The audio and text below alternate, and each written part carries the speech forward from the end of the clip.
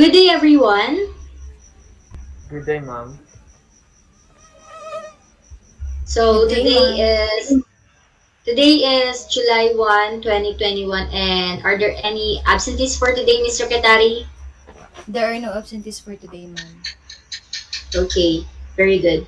So today's lesson is all about passive voice. So I have here a text, but before that, make sure to list down all the vocabulary words you found in the text and try to answer these questions. Mr. Makali, can you please read the three questions? Okay, ma'am. Number one, who was hit by a car? Number two, what part of her body was damaged? And number three, how bad was the accident? Thank you.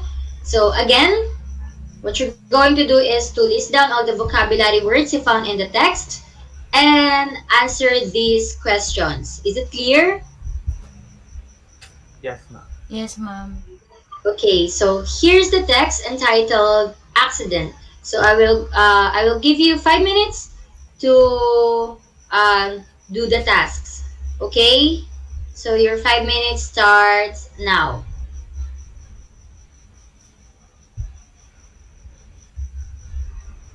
Are you done? Yes, ma'am. Okay, so um, Miss Annalyn, um, can you please share the vocabularies you found in the text? Surgery and treated po. Surgery and treated. Okay, thank you. How about Mr. Makale? Any Blood other vocabulary stains, words? blood stains and garments, ma'am. Blood stains and garments. Okay, thank you. Now let us answer these questions. Who wants to answer number one? Who was hit by a car? Ma'am, Balando po. Yes, Grabiela po. Gabriela. Thank you. How about number two? Makali po. Yes, Mr. Makale. Her arms was damaged po. Her arms. Okay. How about number three? Balando, ma'am. Okay, go. She needs to undergo surgery po. She needs to undergo surgery. Okay, thank you. So let us see if your answers are the same as mom's answers. Very good. So number one, who was hit by a car? It's Gabriela. Gabriela was hit by a car. Number two, her arms was damaged. And number three, how bad was the accident? She needs to undergo surgery. Now I have here another two questions, and try to recall the answers for these two questions. How long was she off to work, and who was responsible for her medical bills? So, who wants to answer number four? Makali, ma'am. Okay, go, Mr. Makale. 3 weeks po. Sorry? 3 weeks. Okay, 3 weeks. How about number five? Balando, ma'am. Okay, go, Miss Verando. The car's owner po. The car's owner. Okay, thank you. So, let us see again. So, she was off to work for 3 weeks, and the car's owner was responsible for her medical bills. Okay, very good. So, now I have here two sentences, different sentences. So, number one, can you please read the two sentences provided? Balando, ma'am. Okay, go, Miss Balando. A car hit Grabiela. Grabiela was hit by a car. Okay, thank you. So now what you're going to do is to um, find if which one of these sentences is originally from the text. You can write this down on your notebook, and then so that um, you can easily see these sentences once I change the slide to uh, to the text. Okay. So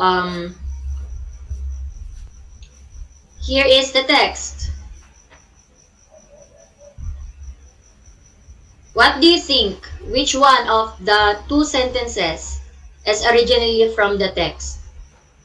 Balando, ma'am. Okay, Miss Balando. Grabiela was hit by a car. Gabriela was hit by a car, which is number 2. So let us see. Okay, very good. So number 2 is the one that was originally from the text. So now, number 1 sentence is an example of an active voice. Why? Because a car, which is the subject, is the doer of the action. Who heated Gabriela, who heated Gabriela. It's the car, and in an active voice, the subject or the doer of the action is the more important in the entire text. Um, and number 2, which is an example of our lesson for today, which is passive voice. Gabriela is now the subject of the sentence, and but Gabriela is not the doer of the action, but Gabriela is the one who is affected by the action of the doer. So in passive voice, you can tell the sentence. You can tell if the sentence is a passive voice if the subject of the sentence is the person who is affected by the action, who is affected by the action of the doer. So in number 2, Gabriela is the person who is affected by the action of the doer, which is a car.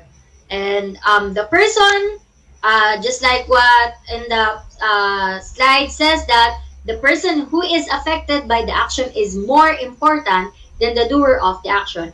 And in an active voice sentence, in number 1, that the more important in the entire sentence is the subject is the doer of the action, which is a car. In a passive voice sentence, Gabriela is more important than a car because Gabriela is now the subject and the person who is affected by the action of the doer. Do you guys get it? Yes, ma'am. Yes, ma'am. Okay, so in passive voice, we are following these rules. Subject plus auxiliary verb to be plus the past tense of the verb followed by the word by and object. So in sentence 2, subject, Gabriela is the subject, followed by the auxiliary verb to be, which is was, followed by the past tense of the verb, which is heated, followed by the word by and the object, which is the car. So, and number 2, in sentence number 2, it follows the rules of the passive voice. So, again, what is the rules of the passive voice? Balando, ma'am. Yes, Miss Balando. Subject plus auxiliary verb to be plus verb plus by plus object po.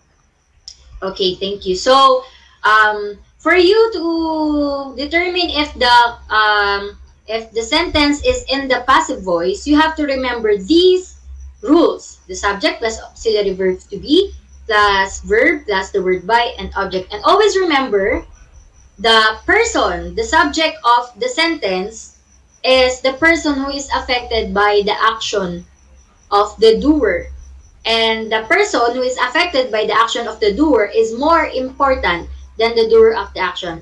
Then you can now um,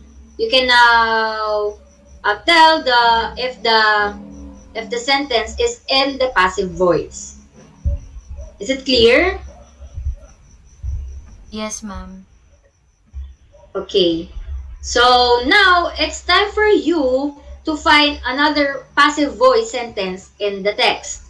And and after that, give me an example based on your experience using passive voice. So the exercise 1, you're going to find another passive voice sentence in the text that you can find in the text. And exercise number 2, give me an example, the own example using passive voice sentence. Is it clear? Yes, ma'am. Yes, ma'am. Okay, can you please repeat the two exercises, Mr. Makale? Yes, ma'am. And the first one, find another uh, passive voice sentence in the text, and number two, give an example based on our own experience using passive voice. Okay, thank you. So here again the text, and I will give you 5 minutes. I guess that's enough for you to finish the two exercises. Is it clear? Yes, ma'am. Yes, ma'am. Okay, so your 5 minutes starts now. Are you done? Yes. Yes, ma'am. Okay, so who wants to answer for the exercise one? Balando, ma'am. Okay, go, Miss Balando. Grabiela was still treated by doctors. Why do you Um, think that sentence is in the passive voice? because Gabriela was still the one who was affected by the doer of the action, which is the doctor, and it follows the rules of the passive voice, which is subject plus auxiliary verb to be, and was plus verb plus by plus object. Okay, very good. Now for the exercise two, it's now time for you to share your own examples using passive voice. Anyone? Makali po. Okay, go, Mr. Makale. I was treated off lunch by my best friend So why do you think your sentence is in the passive voice? because I was the person who was affected by the action of the doer, which is my best friend, and it follows the rules of passive voice. Okay, very good. Any other examples? Own examples from the class? Ma'am, Balando po. Okay, go, Miss Balando. Mika was scolded by her mom. Um, Okay, can you please explain why? Mika was the person who was affected by the action of the doer, which is mom, and it is also follows the rules of passive voice. Okay, very good. So again, so just like in Mr. Macales example, I was treated of lunch by my best friend. I, as the doer, I is the one is the person who is affected by the treat of his best friend. And just like the rules in passive voice, the doer, the person who is affected by the action of the doer is the one who is more important in the sentence, and the subject of the sentence. So in Mr. Macales sentence, I was cheated off by my best friend. I is the person who is affected by the action of the doer. My best friend is the doer. And it also follows the rules of the passive voice, which is subject plus the auxiliary verb to be plus the past tense of the verb plus the word by and the object. And also, same goes to the example of Miss Balando, which is Mika was scolded by her mom. So Mika is the subject.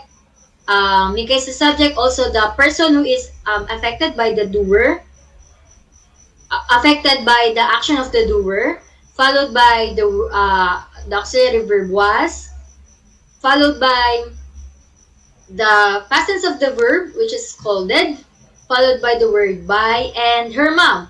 Her mom is the object and also the doer of the action. Do you guys get it? Yes, Yes, ma'am. ma'am. Okay. So, do you have any questions, any clarifications about our lesson for today? None so far, ma'am. Then so far, ma'am. Okay, if none, then that's all for today. Thank you for attending our class. Thank you, ma'am. Thank you, ma'am. Thank you.